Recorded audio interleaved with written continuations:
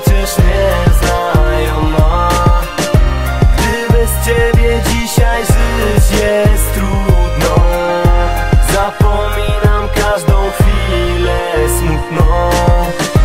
To co mamy jest dla mnie najważniejsze. Kocham pewność tak bardzo jak powietrze. Chcę zasypiać, gdy nawet nie ma ciebie, ze świadomością, że żyjemy dla siebie. Ile razy wątpiłaś w moje słowa, tyle razy kochałaś mnie od nowa. Niepotrzebne więc były nasze kłótnie. Podejdź do mnie, bo tęsknię okrutnie. Często myślę tak o tobie, o nas, tak niedawno przecież nieznajoma.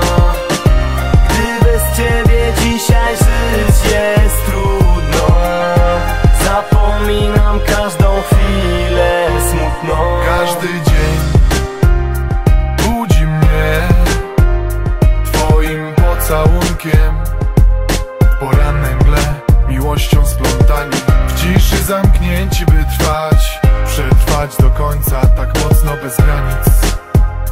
Niepokonani, niepokonani.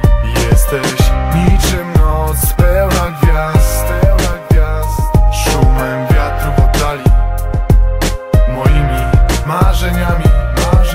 Nasze serca połączył czas, dryfujący samotnie